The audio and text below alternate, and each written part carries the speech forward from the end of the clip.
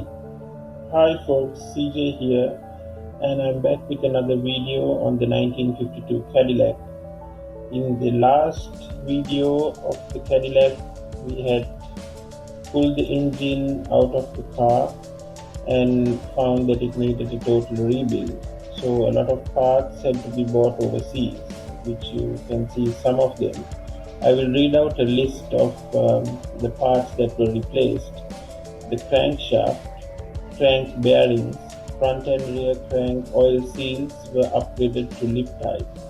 Connecting rod bearings, oil pump, timing sprockets, timing chain, timing cover, crankshaft harmonic balancer, triple groove crank pulley, new pistons, rings, cylinder heads, valves, hydraulic lifters, push rods, rocker shafts, rocker pedestals, rocker arms, valve covers, carburetor, distributor, water pump pulley, starter motor, generator, power steering pump, AC compressor, and exhaust manifolds.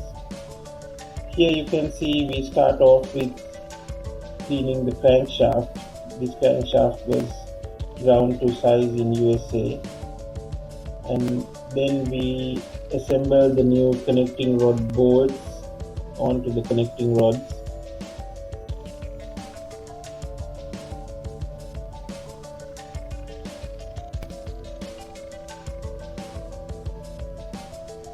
Then we have the new connecting rod bearings, which are carefully placed into the connecting rods and the connecting rod caps.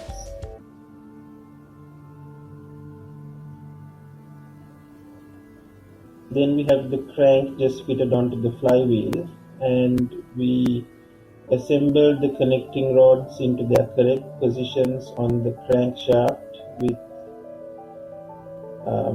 lube on the bearings so that it won't get damaged when it's turned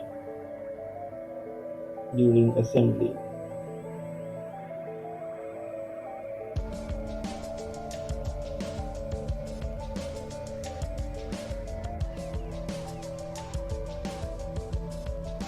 The connecting rods are torqued down stage by stage, a little at a time, to the correct torque setting, and all the time we check at each stage if the connecting rod rotates freely without even a hint of tightness, because if you try to force it when it's tight, you will damage the bearing surface. And if the crank has been ground correctly, there will not be any tightness and they will all turn freely. The new camshaft bearings have been installed in the block by the machine shop.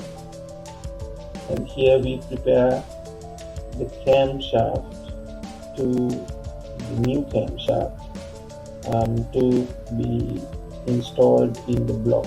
We have got the new camshaft timing sprocket fitted on it.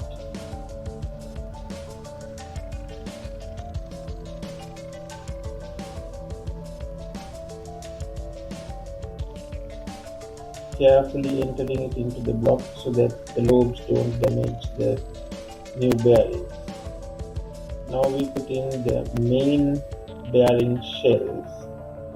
This takes a little bit of work because we are also installing the new rubber lip type rear main oil seal. This is an upgrade from the original and ensures that the engine is oil tight at the back. It's two halves of a regular oil seal,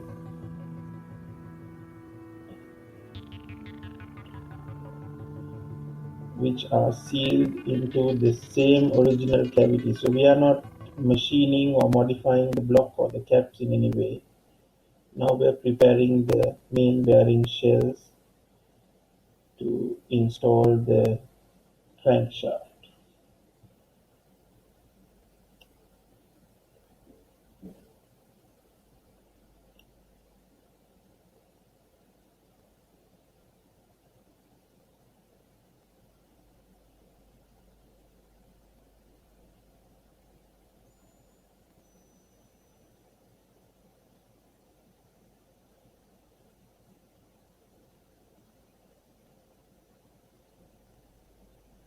crankshaft is carefully installed in place, and then the main bearing caps fitted in.